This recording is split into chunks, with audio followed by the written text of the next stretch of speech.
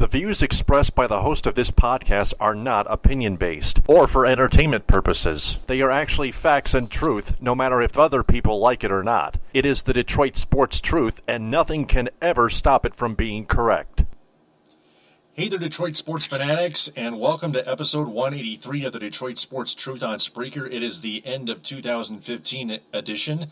I'm Taylor Phillips, and I'm with my top co-host on the podcast, Ed Smith. Thanks so much for being on here, as always. How are you? Doing fine, Taylor. How'd you enjoy your Christmas? Pretty good, except for the power outage that almost ruined everything, but I hung in there and got a total of at least 9 gifts, maybe 10. Probably just 9. Nice. Oh, yeah. Yeah, I got a couple. I didn't ask for too much this year, recognizing that, what my budget's currently lined up. I only asked for a couple of things, so for the most part, I got what I liked and then some. I recently just got a surprise gift, so to speak, with my relatives got me a new tablet, so it was very, very nice to see. Awesome. To see it in the mail for me. Congratulations. Thank you. All right, so why don't we go ahead and get things rolling here with our top story. The DSR has found out that Drew Sharp of the Detroit Free Press, a writer, got caught for plagiarizing David Harns' article from iSports Web.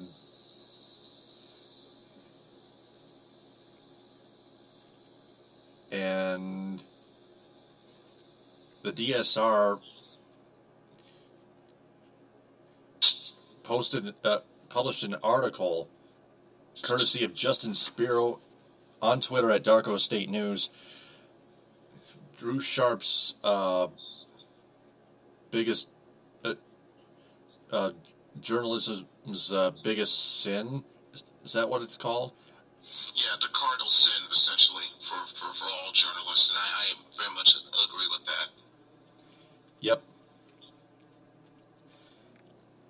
And then the DSR recently, both Jeff Moss and Justin Spiro, follow Jeff Moss at Jeff Moss DSR on Twitter, both published an article together called The Follow-Up to the DSR Investigation on Drew Sharp's Plagiarism. Their first article of the DSR of Drew Sharp commits journalism's biggest sin right here.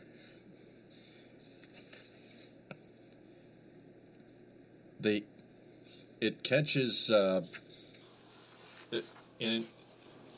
it witnesses that Sharp was caught plagiarizing an article from November 20th, written by David Harns of iSports Web.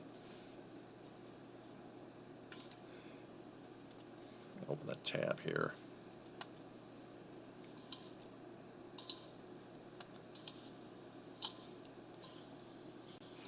The article that was on Christmas Eve, the first day of my power outage. The article from Justin Spiro continues on in the second paragraph. The article in question detailed Michigan State quarterback Connor Cook's relationship with Miranda McCoy, an Ohio woman who developed a fondness for the MSU football team after suffering major injuries in an automobile accident. McCoy, now a quadriplegic, shared her story with Harns in a detailed account.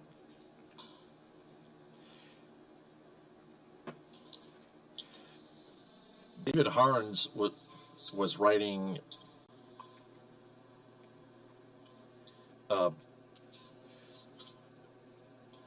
McCoy was an Ohio State Buckeyes fan all along with the rest of her family. McCoy was extremely active growing up. In addition to being a cheerleader, she also played basketball and softball.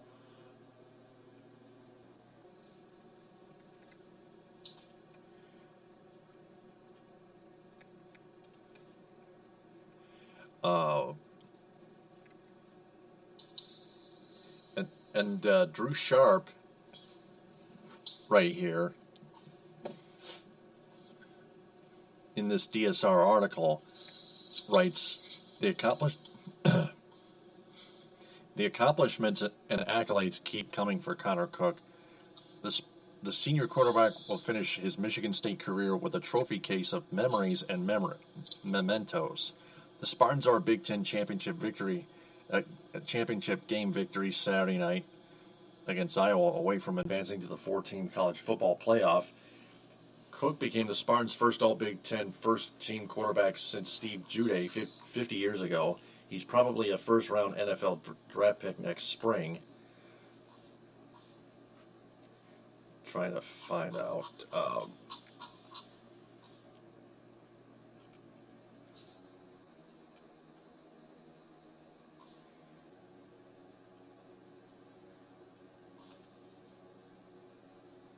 Trying to find out what Sharp copied, actually.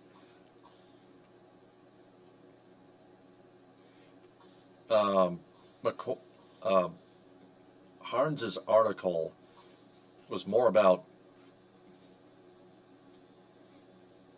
Miranda McCoy.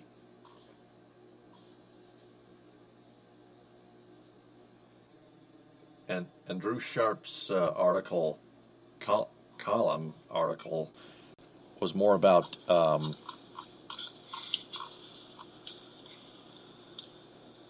it was basically more so about Cook, but still about Connor Cook. Very sloppy and horrid job of trying to plaster and slap his own comments over a story that, for all intents and purposes, he literally stole from someone else. A very hatchet job if there ever was one.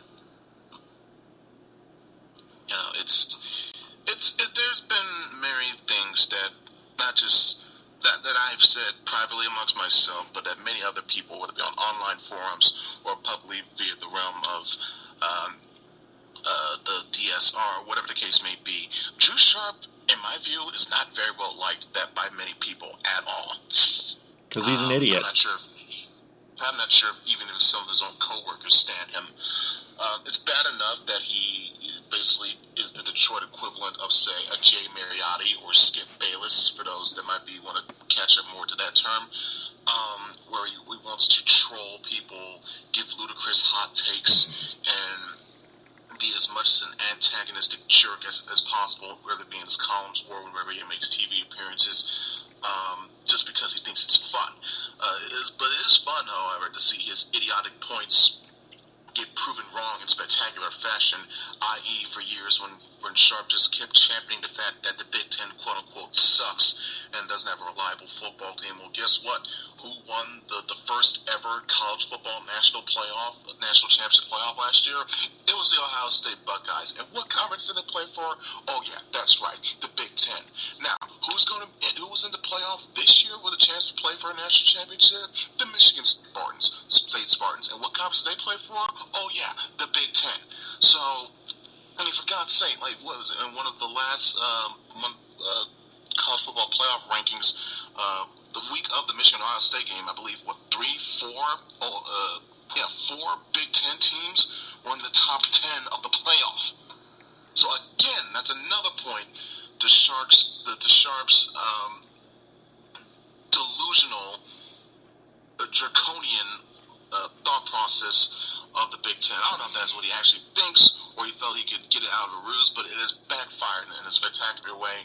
And now when you hear upon this disheartening news, it's really speaks to how a person like Drew Sharp can have a job in this business to begin with, and two, speaks to what kind of newspaper organization allows a writer on, knows about it internally, made their own provisions to the article, and when they're called out on it publicly, and it's gaining attention, still won't make the necessary moves to handle the situation the right way, i.e. suspending, or I would like to see, firing Drew Sharp. But then again, when you look upon this history of this newspaper, it's not so much a surprise.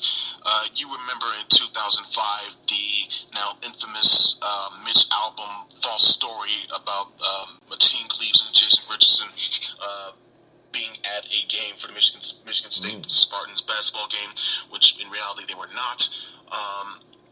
And I believe that did lead to album suspension, so at least they had kudos to them at that department. But still, look at this. They internally knew about this thing for Sharp for 10 days before the DSR article, and now currently as we speak, at the time of this podcast episode tonight, they still have done nothing. No suspension, no public comment. Maybe there was, but it might have been missed out on. But still, no suspension, no firing, nothing. They would say, "Oh, he hasn't done an article since then." Bullcrap. Why does he still have a job? Oh man, I know. If a person commits one of, if not the most ultimate cardinal sin in all of journalism, stealing someone's work and trying to pass off as your own, you do not deserve. Period. Yeah, Drew Sharp was always an absolute disgrace. Where is your honor, dirtbag? You are an absolute disgrace. Whether it be his takes, but now apparently the skill. And let's not forget also, this is a guy who in 2011 wanted to try to call himself penning an article about Justin Verlander's second career no-hitter when he himself didn't watch the game for most of it apart. Are you kidding me? Yeah, the play that came back to Justin Verlander was a hot line drive that came back at him that hit his forearm, I think.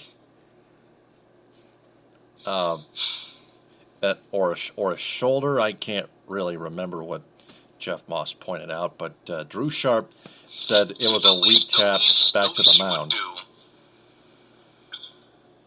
The least you could do if you're Drew Sharp in that situation, if you haven't watched the game live or didn't get a chance to watch all the way, there's this thing called the internet. We have YouTube, we have LB.com, all those sorts of resources and whatnot, and outlets where you can go back and watch the game to catch up on key points. But he didn't even do that. As it clearly showed in his article, he didn't even do that.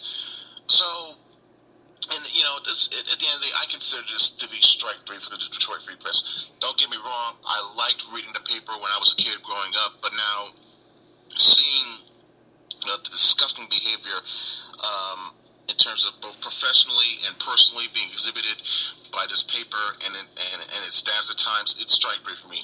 Strike one was the Mitch Albom debacle in 2005. Strike two was, of course, the disrespectful, heinous, and flat-out disgusting witch hunt that Michael Rosenberg and Mark Snyder had pulled on Rich Rodriguez, the University of Michigan program, a.k.a. Practice Gate.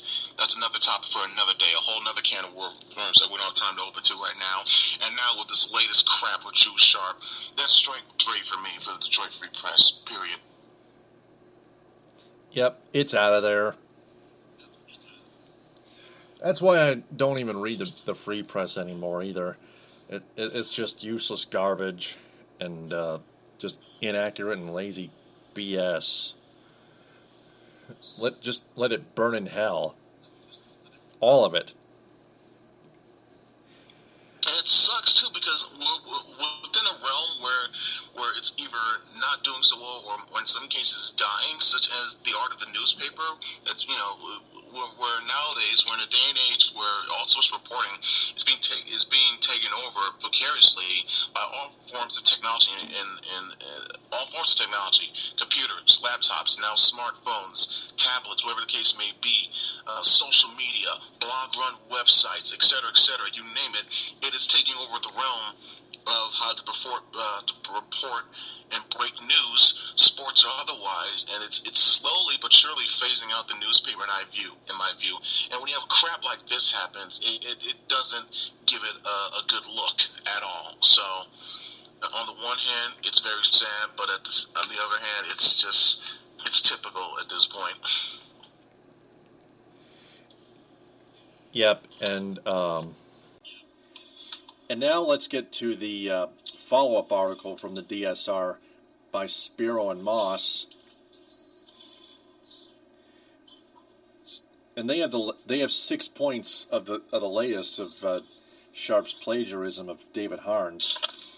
Number one, nobody from the Free Press has responded to our emails, text, or phone message to their emails, texts, or phone messages. This includes either sports editor Kevin Bowl or Sharp himself. The only reply they have received is a no comment from assistant sports editor Nick Katsanika at Katsanika on Twitter. He said he replied to Spiro, "Justin, I read your story. I have no comment." And then to Jeff Moss, "Jeff, I'm acknowledging I read your story, so you can't say you are being ignored. I am not the appropriate person to comment."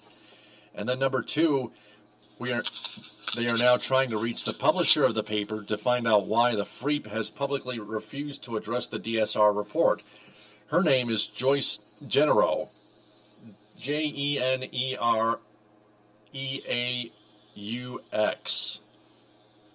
kind of like in Boyd Devereaux, former Detroit Red Wing. They also plan to ask the publisher of a newspaper why she misspelled the word Detroit in her Twitter biography at Joyce Generaux, Detroit with 2 R's right there in our info, but that's not a big deal.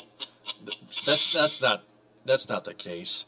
Number three, their story has been picked up by several other media outlets since Thursday, yet even the increased national and local scrutiny hasn't led the Free to address this troubling situation. Awful Announcing, Deadline Detroit, Motor City Muckraker, and The Big Lead have all mentioned their original report, and many Twitter media big shots have also referenced their story, while Bull and Sharp remain silent. Jim M. Weber on Twitter tweets, quotes, Drew Sharp on Awful Announcing's tweet on their article, Detroit Free Press writer Drew Sharp caught plagiarizing article from online site. And there's the link. And number four, the most important piece of new information came today when David Harns broke his silence and wrote a piece for iSports Web about his perspective on the situation.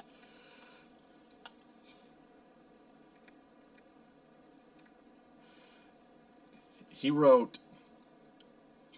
headlined, "On Plagiarism, Drew Sharp and the Shriners Children's Hospital of Chicago." I think the Shriners Children's Hospital of Chicago is a whole different story.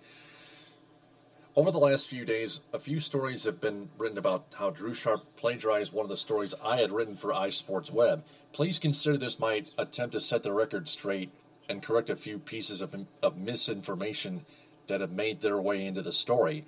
Going all the way back to the beginning, I was actually happy when Drew Sharp's story about Connor Cook and Miranda McCoy crossed my Twitter feed on December 4th. Miranda's story of inspiration had already reached tens of thousands of people on iSportsWeb.com and was about to reach hundreds of thousands more via the reach of the Detroit Free Press. But then I read a story and I immediately noticed three things. Number one, Sharp had somehow gained exclusive access to Connor Cook to get input background on the story. There were parts of the story that didn't match what I wrote. Number three, there were details in the story that looked very similar to mine. These three things caused me to look deeper. But before we go any further, here's some helpful background. I published part one on November 20th, the day before Michigan State versus Ohio State football game.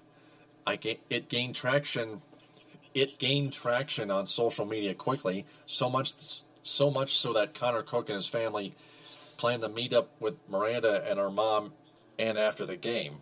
And following MSU's victory over OSU, they did in fact meet up at Ohio Stadium. That next week, I was denied an opportunity by the MSU communications staff to interview Cook about his meeting with McCoy, which was somewhat understandable since Cook had missed the OSU game due to an injury and everyone in the media wanted to talk with him. Even though I couldn't talk with Cook, I was still able to chronicle their meeting when I published part 2 of the story on November 25th using several other sources. Note, I hope you read both those articles. They tell a story of a resilient young woman who was overcome and is overcoming more adversity than most of us will ever face in our entire lives. A week later, on Tuesday, December 1st, after MSU finished its regular season by beating Penn State, several MSU players were made available to the media at a press conference to preview the Big Ten championship game against Iowa. Connor Cook was one of those players seated stage right. I had the last question of this portion of the presser, and I realized that since I probably wouldn't get a one-on-one with him, now was my only chance to ask Cook about his thoughts on inspiring and meeting Miranda McCoy. Everyone in the room and everyone watching on TV, listening on the Spartan radio app, heard his answer, including Drew Sharp. At that point, Sharp was apparently intrigued enough by Cook's answer to my question that he left the room and caught up with him in the hallway to follow up with more questions. While the MSU communications staff technically doesn't allow the media to do that, Sharp and others often use this tactic as a way to get information from a player or coach that they can use as an exclusive. This is what Sharp did that day. A few days later, on December 4th, the article was published, and after it came across my Twitter feed, I gave it a cursory glance. It looked good, and I tweeted a link to the article at 6:55 a.m. with the words, "Nice article, Drew." I don't know if he's being sarcastic, but anyway. But within a few hours, I had read through the article several times and noticed that some of the information that Sharp included did not match what I had written. So I reached out to McCoy to determine if I was in error and needed to make a correction to my stories. After talking to McCoy, I was relieved that I hadn't made any errors, but I was concerned that Sharp had. McCoy confirmed to me that she hadn't talked to Sharp and stated that yes, there were factual errors in the article. I sent the following email to Kevin Bull, Sharp's boss, later that morning. Quote, "I'm a little concerned. I was double-checking with Miranda McCoy because some of Drew's story didn't match mine. Turns out Drew didn't reach out to Miranda. She told me that some of the information in his story is incorrect. Also, if he didn't reach out to her, I think the only place he could have got details from her backstory is from my article. Theoretically, someone could have told him those details from my story, I guess. I certainly don't want to make any accusations because I don't know everything that Drew did to source his story, but it might be something that should be looked at," unquote. Bull asked for details. I supplied them, and he agreed to look into it.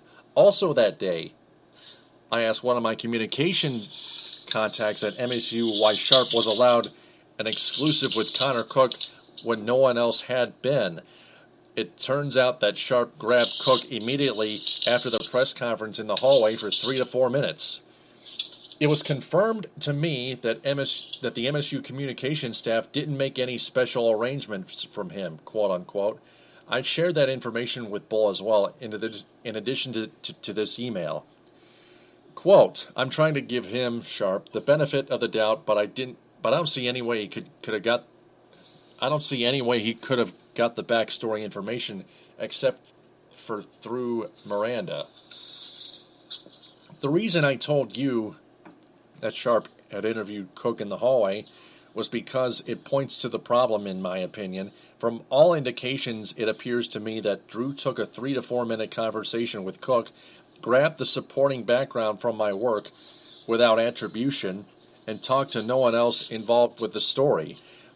Earlier you said you were looking into it. I was just giving you more details to assist as you looked," unquote. Bull agreed to look further into it. The following week, I followed up after Bull had talked with Sharp. Sharp told Bull that he had spoken with Cook for 10 to 15 minutes and got all the information that he used in his article from that conversation. He also said that he looked up McCoy on the internet, which was which is where he read my stories and used them to make sure this wasn't a Manti Te'o girlfriend situation. Note, I had taken great care to do this myself, working multiple angles to make sure the story wasn't fabricated. It wasn't easy, but it was necessary. At this point, Bull had investigated the situation with all the information we had at the time, and had no reason to believe that Sharp wasn't telling the truth, and there was no evidence to prove otherwise. So we left it at that. But I still couldn't shake the feeling that something was amiss. I didn't think that Cook would have recalled so many specific details about McCoy's backstory, like the date that it happened and the conditions of McCoy's driving, etc. I suspected, but still didn't know for sure, that Cook was Sharp's only source for his article, and that Cook had not given him all the information that he used in his article, so I kept looking. I checked with anyone and everyone I could think of who could have given Sharp the details that he used. Cook's family, McCoy's trainers, etc. Nobody checked out. It was becoming more and more clear that my hypothesis was correct. Sharp talked to Cook in the hallway for about 5 minutes, used my story to supplement the information he gained from that interview, and published it completely as his own work. But I still couldn't know with 100% confidence that Cook hadn't given him all those details during his interview in the hallway. Bull and I talked again on Friday, December 11th, and I shared with him all the information I had gathered. Bull had also been looking into it. Neither of us had found a silver bullet that would prove or disprove my theory, though.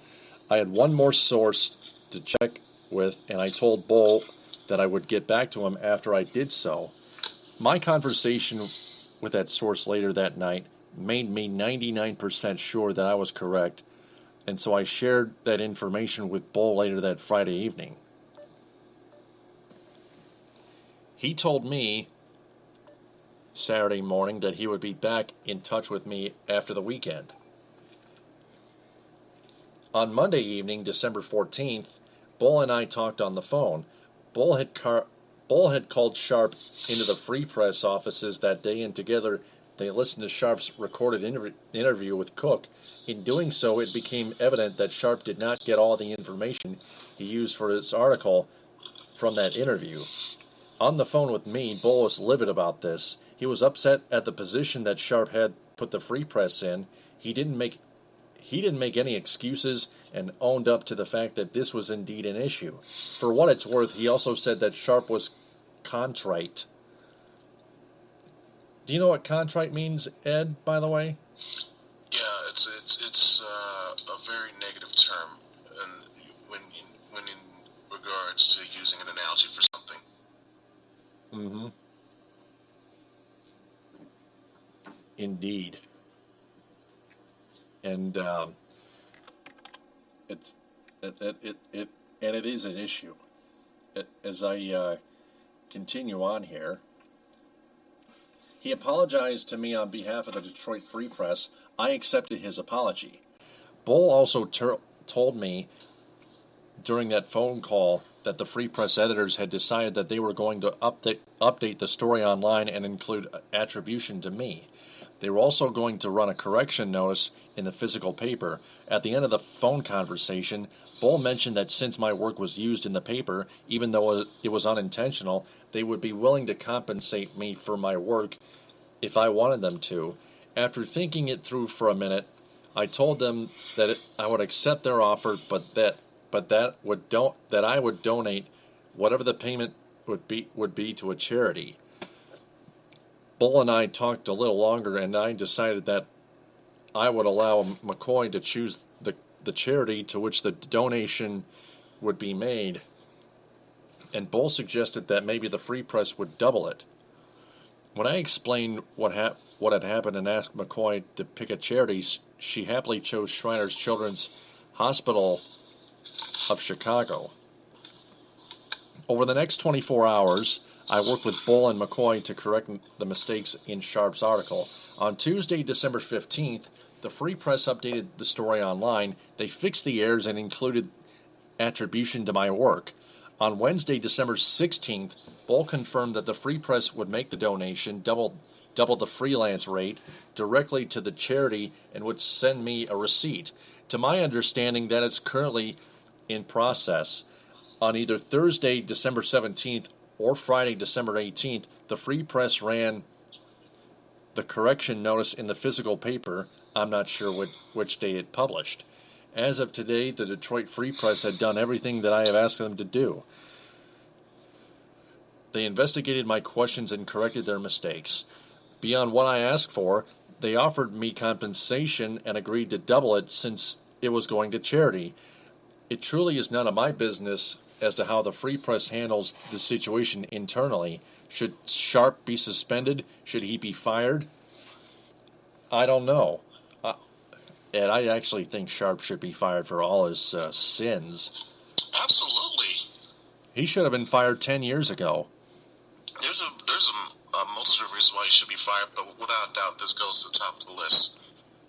Unequivocally. Yep. That is up to the Detroit Free Press to decide. If you, reader, want to influence that discussion, then by all means do so. I'm stepping aside in that regard. But there is something that I won't step aside on, and that it has to do with McCoy and her charity. The reason these articles were written was to inspire. It was to spread awareness of McCoy's situation and how Cook helped her without even knowing he was doing so. It was a story of hope, of inspiration, of overcoming odds. The fact that Shriners of Chicago will be receiving money for their programs is an added bonus, a bonus that will help other kids find themselves in situations like McCoy did. McCoy says that in a way she was lucky that her car accident occurred when she was 17 years old, as that qualified to be able to go to Shriners. She went there twice a year for 2 weeks for the time she was 18 until she was 21. From the time she was 18 until she was 21. I asked McCoy why she chose to donate the money to Shriners. She said, quote, "I will never forget the first time I went to stay. I planned on being there for 2 weeks, and it was only for rehabilitation. However, their social worker talked to me into doing their glam camp for my first week there," unquote. McCoy very rarely, it's just McCoy and Shriner stuff. Just inspiration, yeah, but it is very important. Continuing on with the follow-up to the DSR's investigation, it's a must-read for anyone interested in the story.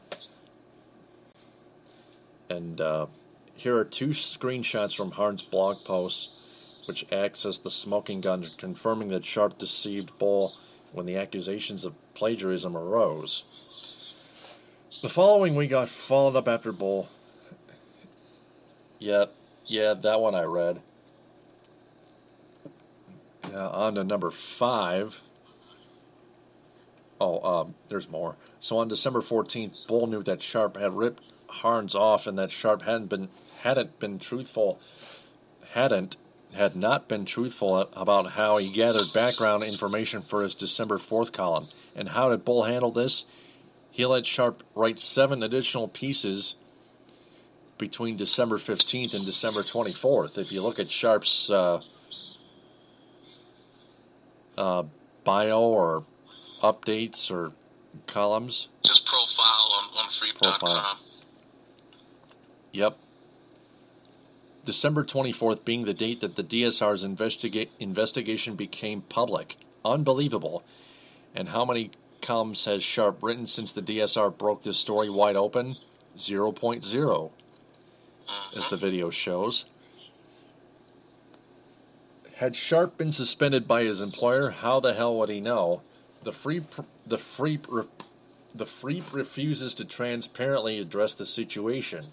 All we can tell you is there was no sign of Drew Sharp at the Lions game on Sunday at Ford Field, and our sources haven't seen him in the Dallas area covering the Cotton Bowl between Michigan State, the Spartans, and the Alabama Crimson Tide.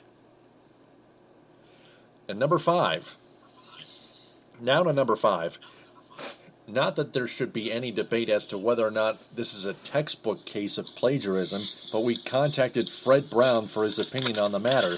Brown is a member of the Society of Professional Journalists SPJ Ethics Committee. Here's Mr. Brown's bio. 303-829-4647. Email, doesn't show, it's a link. A former editor at the Denver Post, Fred Brown teaches communication ethics at the University of Denver, Colorado, does analysis for Denver's NBC television station, and is a principal in Hartman and Brown LLP, a media training and consulting firm. He is a member of SPJ's Ethics Committee and revised the latest edition of the textbook, Journalism Ethics, a case book of professional conduct for news media.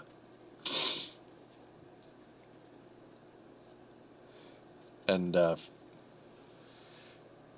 Spiro emailed him about the Sharp plagiarism stuff, and Fred Brown replied with an email that read this: Justin, yes, it does appear to be an example of the basic definition of plagiarism, which is to use someone else's work without giving the originator credit. The Detroit Free Press acknowledged that eventually, but not clearly or forcefully enough to satisfy Sharp's apparently many critics, but it did seem to satisfy Harns, and since he's the party with the most at stake in this flap, I agree with his calm and generous approach. I expect that the high degree of interest and response to what you've reported helps explain why the Freep is not going to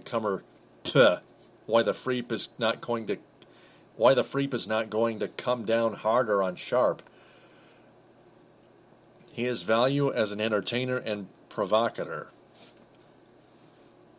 Sharp does? Are you kidding me? Like I mentioned before, it's like he's the Detroit equivalent. And someone on Twitter pointed us out, I believe it was Jim Weber on Twitter. For those out of the state of Michigan, Drew Sharp is basically the Skip Bayless of the state of Michigan. I thought he hit the nail right on the head. I also equate him with Jay Mariotti. The only difference is that Drew Sharp, unlike Mariotti, hasn't been to prison yet. You know, he probably should by committing this sort of crime. And I only mean that somewhat half sarcastically. Yep.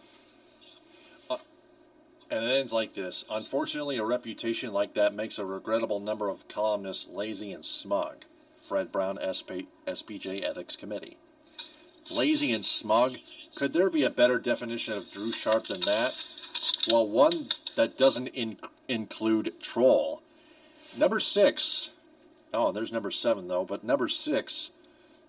In researching their original piece, and in its aftermath, they have talked too close to a dozen journalism professionals, professors, and teachers regarding Sharp's behavior. It was unanimous that this was an egregious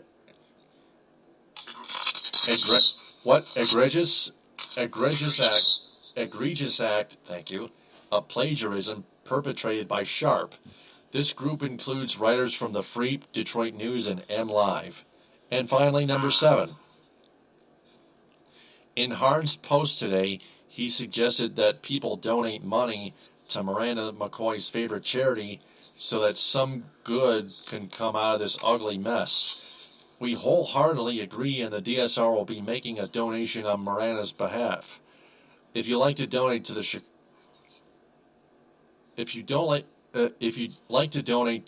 Chicago Shriners Hospitals for Children, You can do so by clicking this link. Miranda McCoy on Twitter @MeetShay replied to Jeff Moss, I am beyond happy to hear that you and Darko State News, Justin Spiro, will be making a donation. It means a lot. Wicked is a great show. That's nice. Yep. We need to follow Miranda McCoy.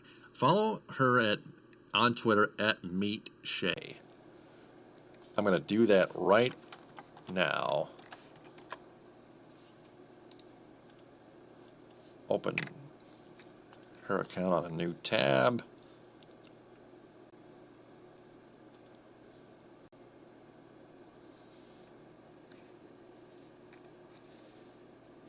And I have followed her.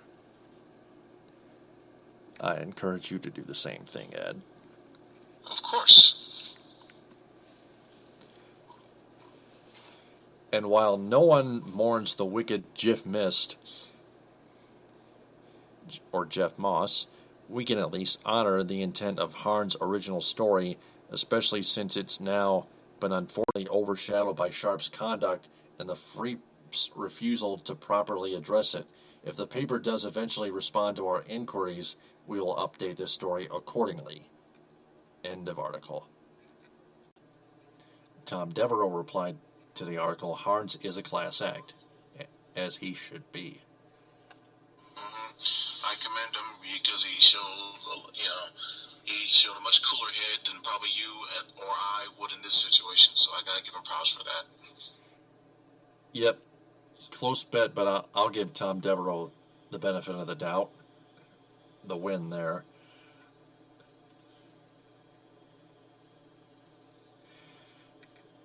So out of all this, I think we've learned pretty much enough about Drew Sharp, including his latest sin, which is his biggest. And well, we already knew he was a dirtbag to begin with, but this just takes the cake. Yep. Yeah, it's just reached a whole new level. That's all I can add.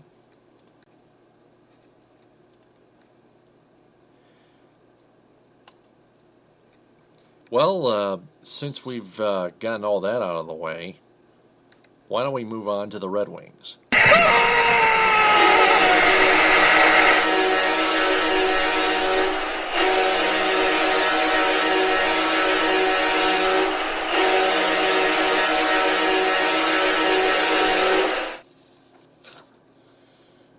The Red Wings started their 3-game Central Division road trip in Nashville with the Predators at Bridgestone Arena, and they get a go-ahead goal in the third period and take a 3-2 lead, and they hold on to win 3-2 in regulation. It's like only the second time in like 4 games as of late that the Red Wings have held on in regulation. Yeah, it's far less than we would like it to be, to say the least. Yep, and in that game, Brendan Smith, of all people, picked up a goal and an assist and became the Fox Sports Detroit McDonald's player of the game. But then, earlier on Monday night, Blashill started Mrazek, the second game in a row in 3 days. And he was terrific in that game as well, but they ended up losing that one 3-1 to the Minnesota Wild. Brendan Smith mailed defensive coverage on Charlie Coyle, who scored the game's first goal early in the first period, and a Red Wings TV color analyst for the 3-game Central Division road trip in its entirety, Chris Osgood, said it was a sick move. No. Jeff Moss fired back and said, quote, on Twitter, at Jeff Moss DSR, "That's not a sick move, Chris Osgood. That's Brendan Smith being an idiot," unquote. And what Jeff Moss rightfully meant by that is Brendan Smith just making like pulling a stunt, like a missed defensive stunt, or just failing miserably to defend Charlie McCoy, when he could have at least played the puck better with his stick or bumped him off the puck. You gotta do something. Don't just go by him and make him do a little move, which was an easy move, not necessarily phenomenal. It made the move a lot easier for Charlie Coyle to make, and he beat Mrazek top shelf. Not much that Mrazek could have done except making a phenomenal glove save, which I think he could have had, but I blame most of that on Brendan Smith. And it's been a while that Brendan Smith blew an assignment on defense.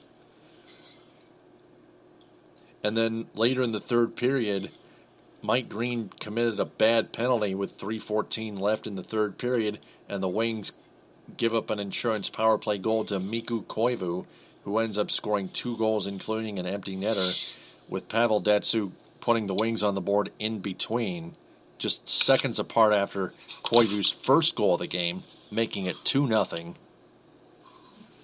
But that first Koivu goal was pretty much the dagger, and it put the Wings in an entirely precarious situation where they had to score 2 quick goals late, very, very, very late, to tie it at 2 apiece and force overtime, when they could have killed that penalty off and had a chance to tie it with only 1 goal instead. But instead they fall behind by 2 and lose by 2, one way or the other. And that's just a bad regulation loss right there. Their offense posted like at least 28 shots on goal, but I get it. Devin Dubnyk almost posted a shutout in replacement of Darcy Kemper, who was out for the game for the entire game with an upper body injury. And the Wings sort of made it easy for Devin Dubnyk, except for one glove save, which he had, one great phenomenal glove save which he had to make. But other than that, it was so easy for Dubnyk against the Wings' putrid offense that it was almost it could have been an almost easy shutout. I mean, the Wings weren't fooling the goaltender much, and that's just showing very little or no continuity whatsoever, and that's just a disgrace to the franchise. It was just a flat-out not good night offensively, and kind of bad timing too, because over the weekend they had gained the first place spot within the Atlantic Division, and coming in tonight, though, they were overtaken by, of all teams, the Florida Panthers. I had to believe that headline myself when I read it. So yes, folks, believe you me, the Florida Panthers of all teams are currently, as we speak, the first place team in the Atlantic Division on the East Coast. Right behind them, second place is the Wings, and then third is the Montreal Canadiens. We have an update. We have an update in the standings now. The Panthers led the Atlantic Division with 44 points. They had Monday night off. The Wings and Canadiens were tied for second place in that division with 43, but the Canadiens won in Tampa Bay in a 4-3 shootout. So the Canadiens overtake the Florida Panthers and the Wings. The Canadiens regained their lead in the Atlantic Division with 45 points. And now the Wings dropped to third place in the division alone and a tie for fifth place in the Eastern Conference with the New York Islanders in points with 43. And for Tampa Bay, they get a point and crawl up to 39 points, which is closer to the Wings and Islanders. And things are getting tougher and bleaker by the moment. So it's 4 little points, but like you mentioned, with the Panthers having an off night, it would have been a prime opportunity for the Wings, like it was a week or so ago when both Montreal and Boston lost on the same night. If the Wings had won that game, they would have gotten up to, I believe, gotten up to first place in the division. Then they didn't. They didn't capitalize. They lost, just like they did tonight in losing. They would have at least had a share of first place had their offense done the right job, done what was necessary, and getting this team to win. But as it stands, we're in third place. There's still plenty of time for a lot to happen. We're not even nowhere near the All-Star break yet. So there's still ways to go for this whole entire season to play out. Other than that 13-game point streak, which was recently buried in the past, this season, the Wings have had more than plenty of games where they showed very little or no continuity whatsoever in their losses, especially in regulation, when I agree. When they missed out on gaining 2 points on gaining ground on Montreal and such. But the Wings play in Winnipeg moving forward Tuesday night at 8. Looking at the rest of the standings here, the Wild now have 44 points in a tie for third place in the Central Division with the defending Stanley Cup champion Chicago Blackhawks. The Vancouver Canucks. The Los Angeles Kings had 44 points. They led 3-0 at the end of 2 periods of play. The last I checked, I'm refreshing the page right now on the NHL scores web page on NHL.com. And it looks like the Kings win 5-0, so the Kings now have 46 points. They jump ahead of the Wild and the Blackhawks, who both have 44. And for the Winnipeg Jets, they have 34 points, 12th in the West. And Jimmy Howard is starting the game for the Red Wings since it's back-to-back games. That's pretty understandable, but I think the Jets are coming off a win, and the Wings are coming off a loss. So with Jimmy Howard in net, it doesn't look good for the Wings Tuesday night. Well, we'll see. We just have to wait and see. That's why they play the game. Yep, true. The Wings could still win like 4-3 in either regulation or overtime, something like that. Who knows, right? It's almost a coin flip, but I can't. Very much so. I can't predict. But anyway, now with the Wings out of the way, we can move on to the Pistons. Left sideline, three, and he answers. Let's shoot some basketball, shoot some hoops.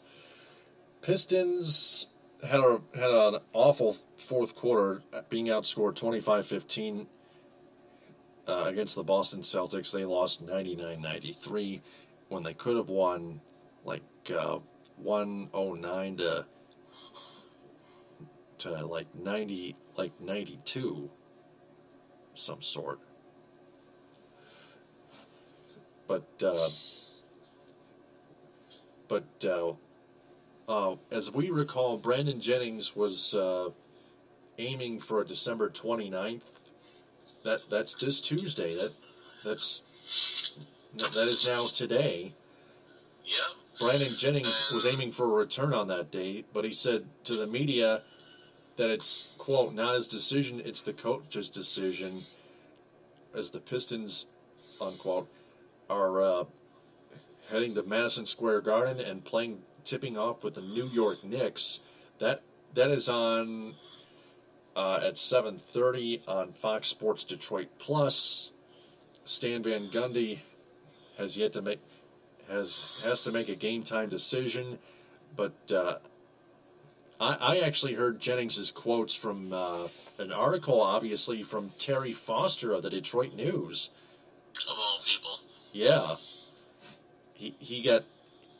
Foster got all sorts of quotes from Brandon Jennings in Foster's update article on DetroitNews.com.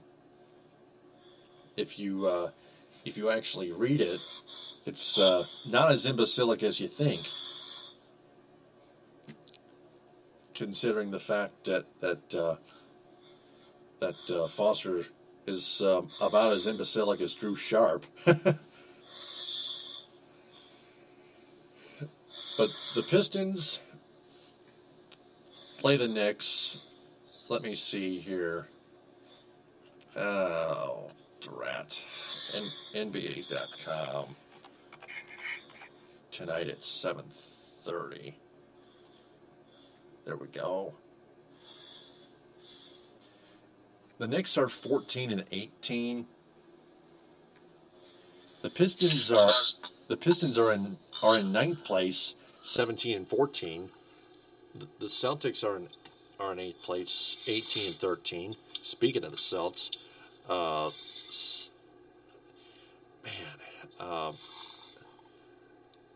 it's Hornets 9th, Pistons 10th actually. Wizards are 14-15. That's probably 11th place, and then the Knicks 11th place. So yeah. By conference, there we go. Charlotte, Detroit, Washington, New York. I got that right. Well, the Knicks are 12th place. Yeah. The Hornets 9th, Pistons 10th, Wizards 11th, Knicks 12th. I sort of got that. I didn't get all of it right, but I got some of it right. But anyway, Pistons and Knicks, not too close of a matchup in terms of their record this year, but the Pistons have lost 2 straight. The Knicks have lost 4 straight. Both teams are coming off a loss, at least 2 losses, and it'll be a battle of the bottom seeds, Ed. And if we do see Brandon Jennings play, we expect the Pistons to win. But if we don't, it's just a close battle, I would say. But the Pistons need to play better defense, especially from 3-point range. Even Stan Van Gundy touched on it before they lost to the Celtics on Saturday night at the Palace.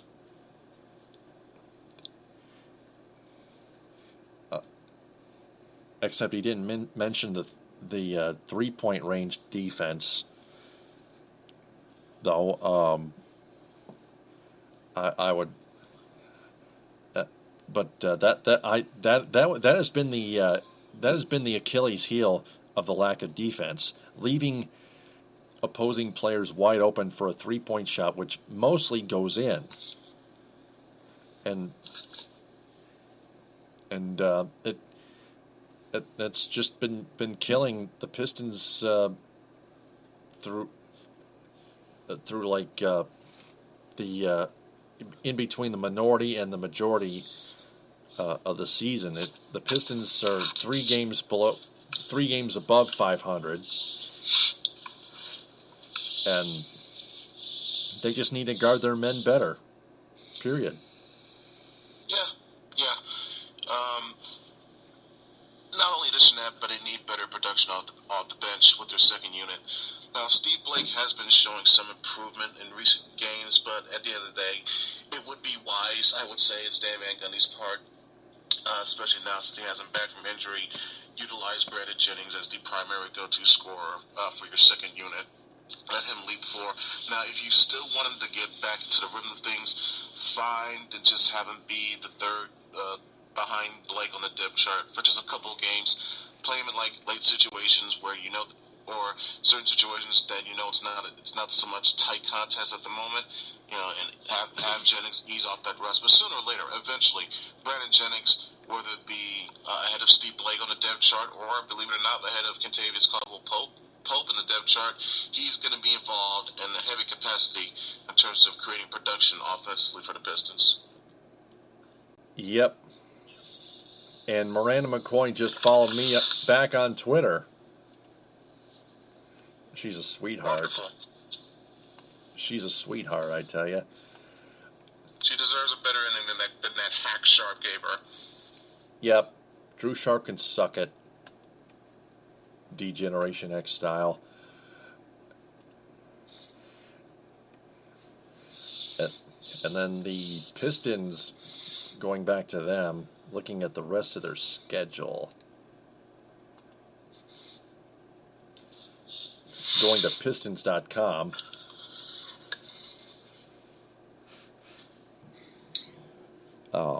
And I heard on the Courtside show with Mark Champion that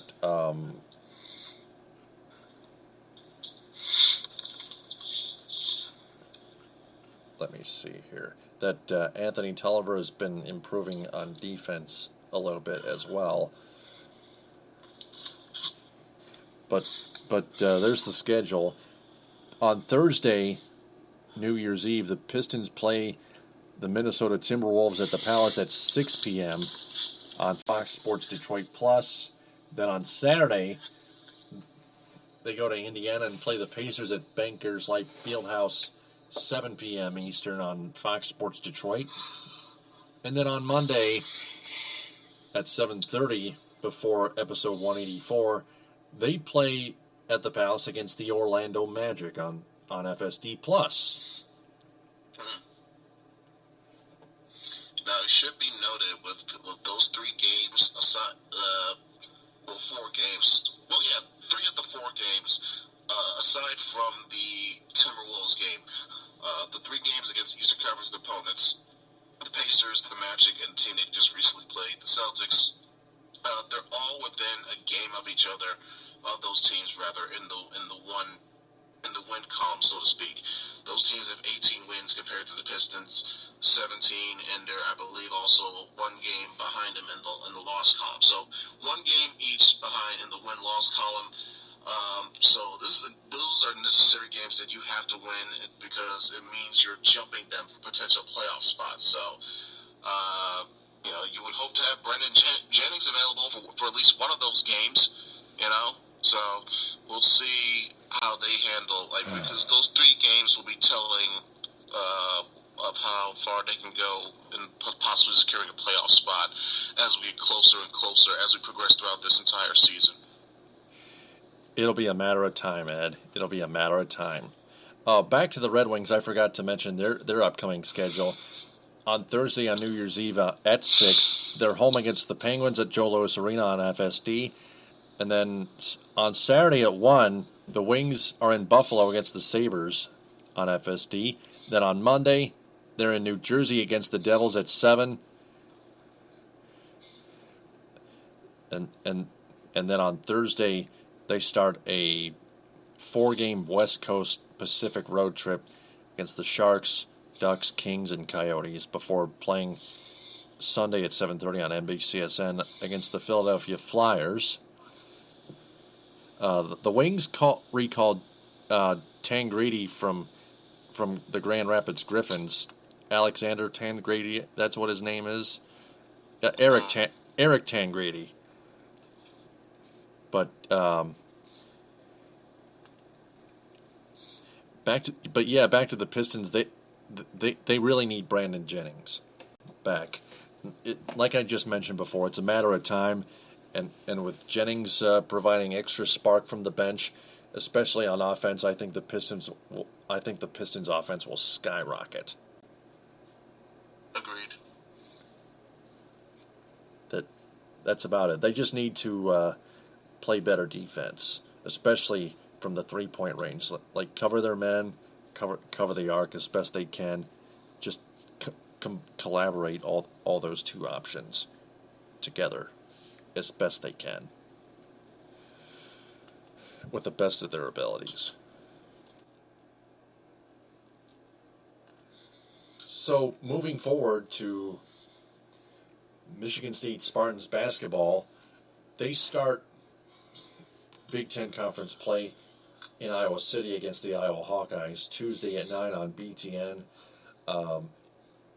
ESPN is putting MSU on upset notice and is picking Iowa to win to end MSU's bid in an undefeated season, which may be possible. It's definitely more possible. Well, now when you add in the factor of Denzel Valentine, the Spartans senior leader, will not be playing in this game due to him recovering from microscopic knee surgery. So any of these games early on in Big Ten conference play where the Spartans will not have Valentine, they could be prime and picking for an upset. Depending on when he gets back, what's the timetable? He's still going to be missing at least a couple more weeks, correct? What's that? Oh, Denzel Valentine? Yeah. Yeah. Yep. So you could project him coming back as early as you could say late January, maybe. Yep. Okay, so if it comes down to it, if he times it right, you might see him be back in time for the game against Maryland, which, if rankings hold up now, could be a big time national spotlight game, whether it be afternoon or in a primetime showcase. But some of these games where he won't be available, more importantly, the ones on the road, you got to look at this one against Iowa. You got to look at Penn State, in my view, and I think one potentially you got to look at the one is Wisconsin is also. That's going to be on CBS, so that's going to garner a lot of attention from the nation as well. So I won't necessarily say they'll flat out lose all of these games with Valentine. That would be preposterous to say. They may lose at least one or two. But as long as they don't lose too much, it shouldn't be a problem whatsoever. They're still a good team regardless. It's just that with Valentine, they'll be even better than they were. Obviously, they're not number one for a reason. Denzel Valentine plays a huge part in that. So it'll be interesting to see how they open up conference play without their star player. The man that put the Spartans on upset alert was C.L. Brown, according to the ESPN mobile app. So I encourage all of you to look into that. If you download the ESPN mobile app, if you're a Spartan fan, please look into it. Do some research on it. For the Michigan Wolverines basketball team led by head coach John Beilein, they play on Wednesday starting Big Ten Conference play against the Illinois Fighting Illini at 3 on ESPN2. That should be a good game. Go to mgoblue.com to look for its preview. And with college basketball out of the way, we go to college football. Touchdown, Central Michigan! Central Michigan Chippewas unfortunately lost to the Minnesota Golden Gophers 21-14 in the Quick Lane Bowl at Ford Field in Detroit. Mitch Leitner proved that he was a good faker, play faker, and he propelled his offense enough to 21 points, and CMU's defense helped them out with a few missed tackles here and there, and CMU's offense didn't provide much except for Cooper Rush's 1-yard touchdown run and Romello Ross's 13-yard touchdown run, bowling over like 4 Minnesota Golden Gophers from the 5-yard line to the end zone. That's one play that impressed me. But with that, the CMU Chippewas finished their season dropping to 7-6. The Gophers, with that Quick Lane Bowl win, improved to 6-7. But that's because Mitch Leitner does very good play faking as a quarterback. He can make plays. And Ed, you predicted Minnesota to win, but what was it that you pointed out again? I forgot. I think they'll win this one a bit on the comfort side. Probably pull away a little bit late, but as the score indicates, it was a little bit much closer than I thought it would be. So good effort, so to speak, for your Chips is playing as hard as they could be in the end. I picked Minnesota because I felt, seeing what they did to Michigan, seeing how they held up at games against the likes of Ohio State and whatnot, that zone read would be a big key to them gaining the yards they need, creating gash plays, and then ultimately leading them scoring points. So that was the reason why I picked them to win this game, and I was proven right. Good job, Gophers. Yep. The thing that killed CMU's chances of coming back is Cooper Rush throwing that interception to Body Calhoun with over 2 minutes to go, with 2:10 to go, inside Gopher territory, when the Chippewas were marching down the field, determined to tie it and maybe force overtime as well.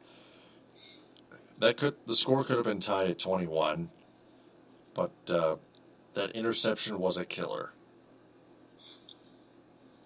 And the Chippewas allowed 1 first down and used up all 3 of their timeouts, and still forced the Gophers to punt, and the Chippewas were down on their own 13-yard line with deep in their own territory, somewhere with 13 seconds left.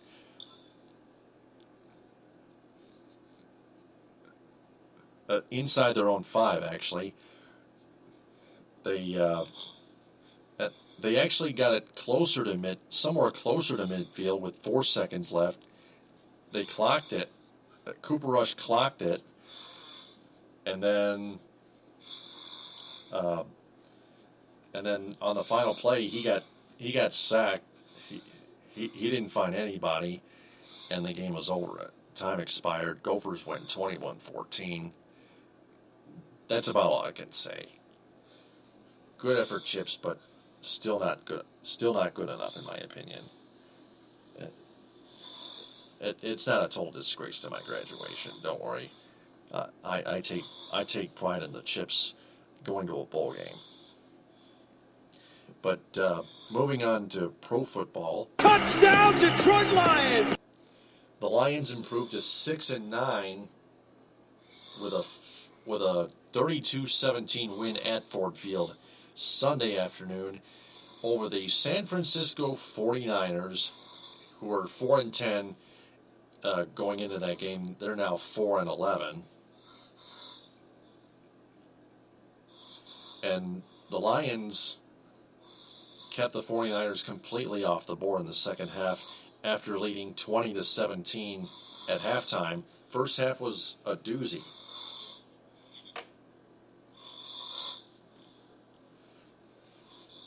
Now, the other topic I want to mention, Ed, is according to 247sports.com, affiliating the Denver Broncos, the Lions still have Robert Nkemdiche at number 7 as their 7th overall pick.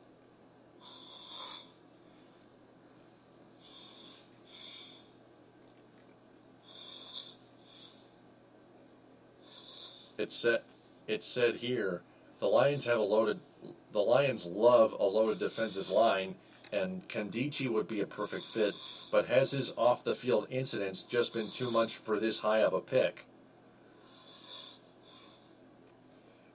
Ed, just in your opinion, just tell me the truth. Just do they actually affect Nkemdiche's chances of reaching number 7?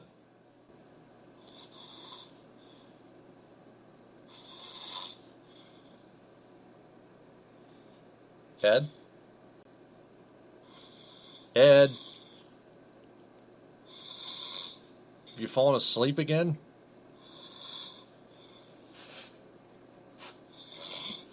We're talking about Robert Nkemdiche here. Wake up. We apologize for this, ladies and gentlemen.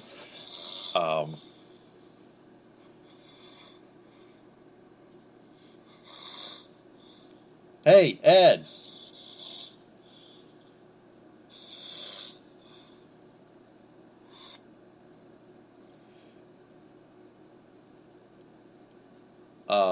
Anyway, let me run down the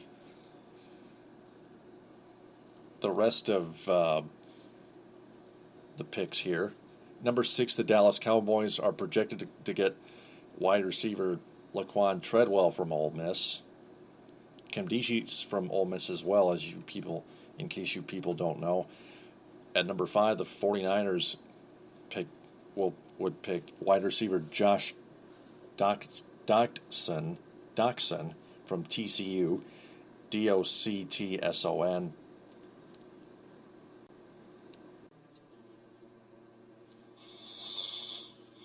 Hey Ed, are you still asleep or are you awake? You still asleep.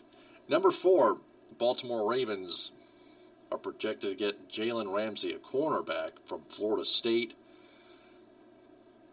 The San Diego Chargers are number 3. They would pick DeForest Buckner, a defensive end from the Oregon Ducks. At number 2, the Cleveland Browns would get Jared Goff, a quarterback from the California Bears. And finally, at number 1, the Tennessee Titans would pick Joey Bosa, the defensive end from the Ohio State Buckeyes.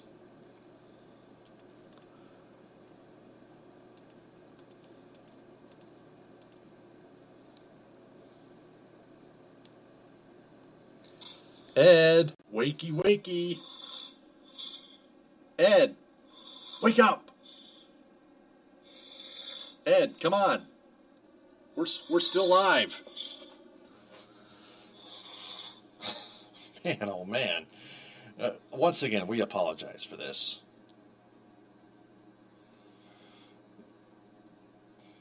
But anyway,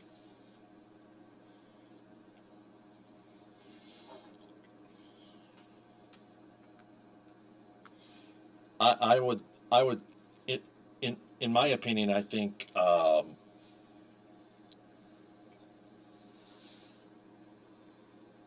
I would think that Kandichi made a mistake. It's actually one incident, but it's pretty big. He as we recall, Kandichi was suspended for the for Ole Miss's bowl game, I think. The Chick-fil-A Peach Bowl, I think. I'm not sure. Correct me if I'm wrong, but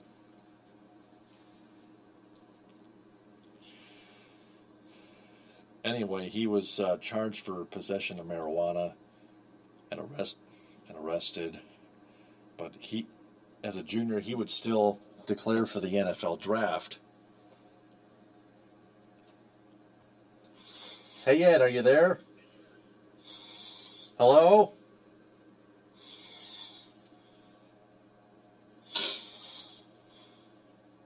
All right, I'm gonna.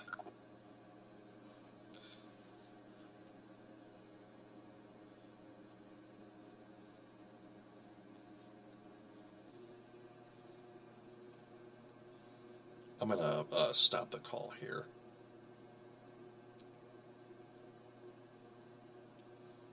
Try his other line here. Yeah, we sincerely apologize for all that. For that.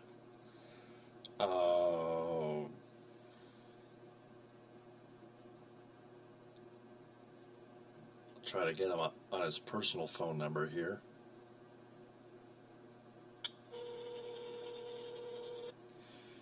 I want to move on and mention a little baseball news here. That one is long gone. The Reds trade relief pitcher Aroldis Chapman, who to the New York Yankees, Cincinnati Reds. Some of you think the Tigers would miss out on Aroldis Chapman, but your message for 31367555030. Hey Ed, it's Taylor. Are you awake?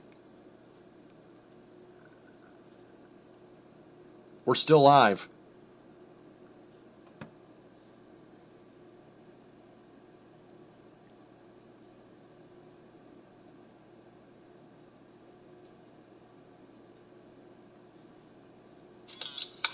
Hey, Ed. All right. Yep. Still there? Yep, I'm still there. Back to the Lions here. As I mentioned before, 247sports.com, affiliating the Denver Broncos, still has the Lions picking Robert Kandichi at number 7. It says here, the Lions love a loaded defensive line, and Kandichi would be a perfect fit, but has his off-the-field incidents just been too much for this high of a pick? Some might say yes, others may view his recent episode as just a one-time offense. Depending on how you look at it, there's no denying the talent that is there for this young man.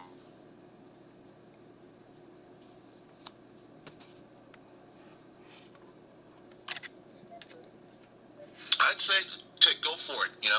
You've always considered yourself as willing to help. Apologize. He's cutting. He's second time in a row. He's cut off. Yeah, you still there? Yeah. Just repeat. I want to mention the Lions wanted to. I mentioned how the Lions wanted to rebuild the defensive line. In my view, they should rebuild it after the departure of Dominican and Nick Fairley. This would be the right guy to do it with, and Robert Kandichi.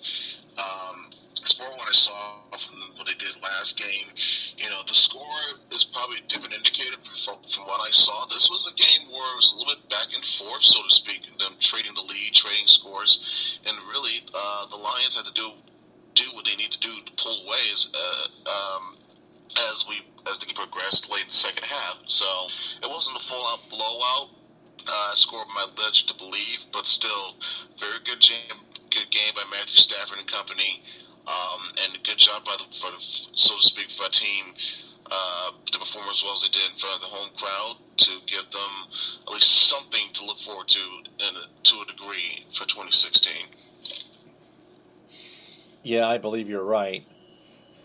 And the Lions play the struggling Chicago Bears to wrap up their season and ring in the new year 2016 at Soldier Field in Chicago. We will have to preview that on the special Wednesday edition before New Year's Eve. We usually do that on Thursday nights as well, in addition to our Mondays at midnight podcasts of the Detroit Sports Truth. But for the second week in a row, we're going to be on Wednesday at midnight because of the double holiday week, Christmas and New Year's Day. The year-end double dose. Yep, that is correct, Ed. I also mentioned the Cincinnati Reds trading Aroldis Chapman, the hard-throwing left-handed relief pitcher, to the New York Yankees for players to be named or cash considerations. Nothing determined yet. But the Tigers do have a better bullpen already. We're not really counting on Chapman to be a closer. We have Francisco Rodriguez as our closer, Mark Lowe as a setup guy, and Justin Wilson as a seventh inning guy. But my point is, if we would have added Aroldis Chapman, he would just bring extra firepower to that bullpen to add on to Wilson, Lowe, and Rodriguez. And it wouldn't have been a bad thing, so to speak, because Lord knows this team needed an overhaul on its bullpen in an absolute worst way. But it would have taken away whatever little resources they would have had in terms of trying to find a suitable corner outfielder. Now, I have read some reports in recent days that the Tigers apparently are waiting for whatever the case may be, but they're waiting for certain situations to open up regarding Yoenis Cespedes. So if it means that they're not out of the running yet in terms of wanting to sign him and bring him back to Detroit, I'd be more than happy to see it. But it just depends on, A, will they have enough money to do so, and B, will Cespedes be willing to listen to their offer? That's what it comes down to. Absolutely. What in terms of the corner outfield situation in left field, who would you rather take analytically, either Yoenis Cespedes or Alex Gordon? Maybe Gordon, because Cespedes, even though he has great power and has great defensive skills, in terms of his batting average and on-base percentage, probably some inconsistencies to a degree. So maybe you would lean towards Gordon, but I think if the fans had to decide to pick, especially when you throw in the familiarity aspect, they would probably choose Cespedes. Even though it wouldn't be a bad choice, and I probably, in certain instances, if you ask me on a different day, I'd probably pick Cespedes too. So it depends, but I wouldn't mind either. I'd probably just lean towards Cespedes due to the familiarity aspect that I just mentioned. Yeah. Yes, I just did a 180 in that same go around. Oh well. Yeah, maybe. Man, it's a tie for me. I can't even choose. They're both equally good. Like I mentioned, I would pick Cespedes because, like I mentioned, his defensive capabilities are very on point. Yeah, very interesting. We'll have to wait and see for the rest of this offseason who they pick and where they'll go from here going into spring training 2016 in Lakeland, Florida. Well, Ed, that was another jam-packed podcast. We did it for like 90 minutes now. Practically. The true shorts, we had to dissect and analyze the Jew Sharp stuff as best as we possibly could, because it was a hot story, one of the trending topics locally, you would say. So of course we had to give our take on it. Yep, this is going to be the end of 2015 Part 1 edition, actually. The end of 2015 Part 2 will be on Wednesday at midnight on the Detroit Sports Truth, episode 184. We will preview MSU versus Alabama and the Cotton Bowl. We will touch on the Wings and Pistons as well. We will preview the Lions and Bears season-ending matchup.